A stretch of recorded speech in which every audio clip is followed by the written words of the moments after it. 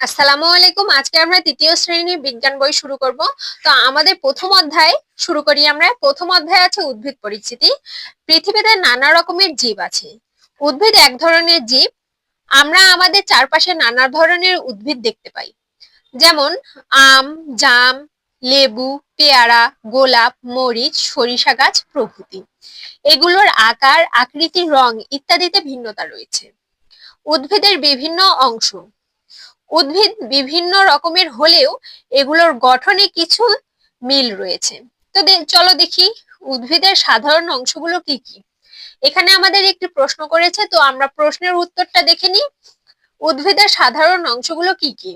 মূল, কাণ্ড ও পাতা। তোমরা লিখে নিতে পারো। তারপরে আমাদের দেখো এখানে একটি কাজ দিয়েছে, উদ্ভিদের বিভিন্ন অংশের পর্যবেক্ষণ। যা করতে হবে, শ্রেণীকক্ষের বাইরে গিয়ে কিছু পরিচিত উদ্ভিদ ভালোভাবে পর্যবেক্ষণ করি। তো আমরা কি করব, শ্রেণীকক্ষের বাইরে গিয়ে বিভিন্ন ধরনের উদ্ভিদ দেখব। বিভিন্ন ধরনের ফলের গাছ, ফুলের গাছ, বিভিন্ন ধরনের উদ্ভিদ তুমি পর্যবেক্ষণ করবে। তারপরে কি বলেছে, নিজের খাতায় একটি পরিচিত উদ্ভিদের ছবি আঁকি। তো তুমি তোমার খাতায় একটি উদ্ভিদের ছবি আঁকবে। ছবিতে গাছের প্রতিটি অংশের নাম লিখি। গাছের আলাদা আলাদা অংশ, মূল, কাণ্ড, পাতা, এগুলো আলাদা আলাদা করে বুঝিয়ে দিবে নাম লিখে। নিজের আঁকা ছবি সহপাঠীদের আঁকা ছবির সঙ্গে তুলনা করি। তো চলো এই কাজটা আমরা শুরু করি। খাতায় এঁকে নিয়ে তারপরে তোমাদের দেখাচ্ছি। দেখো 1 নাম্বার কাজের জন্য আমি কি কি লিখে নিলাম, তোমরাও লিখে নেবে। সমাধান। কাজ 1।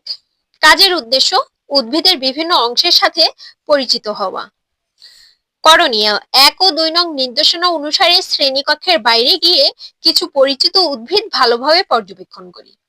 পর্যবেক্ষণকৃত উদ্ভিদের মধ্যে একটি গোলাপ গাছের ছবি এঁকে বিভিন্ন অংশের নাম লিখি।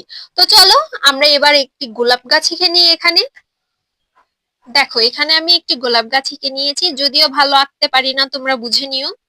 তারপরে আমি বিভিন্ন অংশকে অ্যারো চিহ্নের মাধ্যমে দাগ দিয়ে চিহ্নিত করে নিয়েছি। এটা আমাদের কি অংশ? ফুল না? তাহলে এখানে আমরা কি লিখবো? ফুল। এটা কি? পাতা। পাতা লিখবো। আর এই যে যেটা গাছের মূল অংশ, এটা কি? কাণ্ড। কাণ্ড। কাণ্ড উঠে গেছে, তারপরে ফুল হয়েছে, তাহলে এটার নাম কাণ্ড, আমরা কাণ্ড লিখে নিই। আর এই যে যেটাকে আমরা শিকড় বলে চিনি, সেটাই কিন্তু গাছের মূল। এই অংশের মাধ্যমে একটি গাছ আটকে থাকে মাটির সঙ্গে। আর এটা কি চিত্র বলতো? এটা কি চিত্র? চিত্র হচ্ছে আমাদের গোলাপ। তো আমাদের চিত্র আঁকা শেষ। এখন আমাদের প্রশ্নে বলেছে নিচের আঁকা ছবিটি সহপাঠীদের সাথে আঁকা ছবির সঙ্গে তুলনা করি।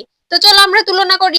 তো দেখো আমাদের এই কাজটা কিন্তু এখানে করে ফেলেছি, শেষে লিখে দিয়েছি সহপাঠীদের সঙ্গে আলোচনা। নিজের আঁকা গোলাপ গাছের ছবিটি সহপাঠীদের ছবির সঙ্গে তুলনা করি।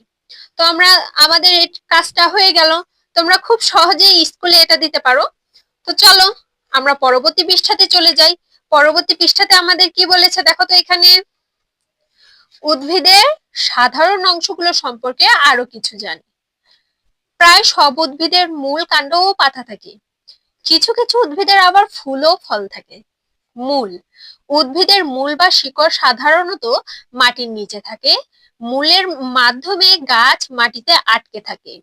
মূল গাছকে সোজা হয়ে দাঁড়িয়ে থাকতে সাহায্য করে। এটা তোমরা সুন্দর করে পড়ে নিবে। যদি প্রশ্ন আছে মূল কাকে বলে, তাহলে তোমরা খুব সহজে এটুকু লিখে দিলেই হয়ে যাবে।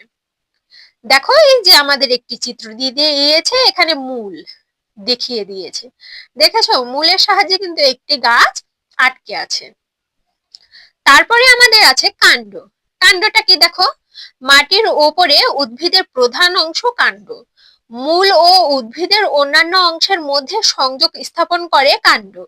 এতে শাখা, প্রশাখা, পাতা, ফুল ও ফল থাকে। দেখো ছবিতে আমাদের দেখিয়ে দিয়েছে কাণ্ড। দেখেছো তোমরা? তো কাণ্ড আমরা বুঝে গেলাম গাছের কাণ্ড কোনটা। এবার দেখি পাতা। পাতা কি? অধিকাংশ উদ্ভিদের পাতা চ্যাপ্টা ও সবুজ হয়ে থাকে। পাতা মূলত একটি বৃত্তন্ত বা বোটা, একটি পত্রফলক ও শিরা উপশিরা দ্বারা গঠিত। এবার দেখি ফুল। ফুলে কি বলেছে আমাদের? দেখো এটা কিন্তু পাতার চিত্র। ফুল। ফুল উদ্ভিদের বিশেষ ধরনের অংশ যা সাধারণত রঙিন হয়। বিভিন্ন উদ্ভিদে বিভিন্ন আকার আকৃতি ও বর্ণের ফুল হয়। সব উদ্ভিদের ফুল থাকে না। ফল, ফলে কি বলেছে? ফল উদ্ভিদের বিশেষ ধরনের অংশ যাতে বীজ থাকে, যেমন আম একটি ফল, এর ভেতরে বীজ আছে। বিভিন্ন উদ্ভিদের বিভিন্ন আকার আকৃতি ও বর্ণের ফল হয়, সব উদ্ভিদের ফল হয় না। তো আজকে এ পর্যন্তই, 1 পৃষ্ঠা এবং 2 পৃষ্ঠা। পরবর্তীতে আমরা 3 পৃষ্ঠার কাজ সমাধান করব। ভালো থেকো তোমরা।